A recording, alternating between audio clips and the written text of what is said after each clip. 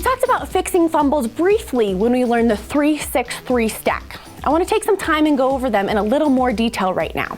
Remember, it's okay to fumble. It's how you fix them that matters.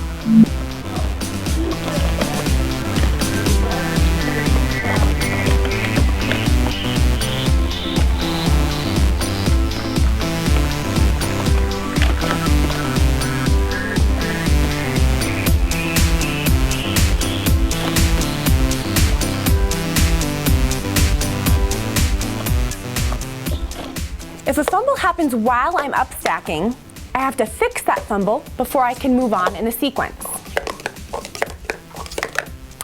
If I've already moved on, I must take down my stack, fix my fumble, and then I can move on in my sequence.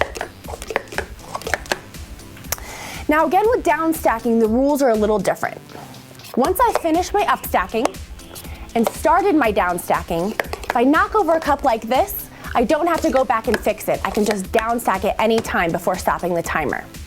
That rule only applies once I've started my down stacking. So for example, if I've completed my up stacking and on my way back I knock over the middle cup before I started my down stacking, then I have to go back, fix my fumble before I continue on in the sequence.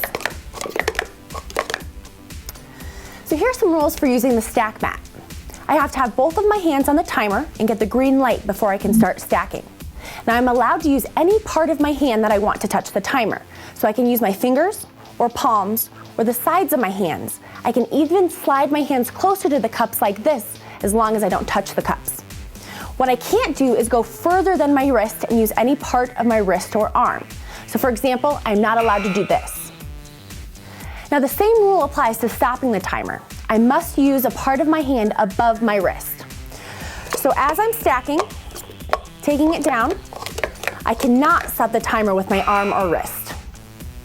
Now there's one more rule about stopping the timer that's important. I'm going to use the last part of the cycle to demonstrate.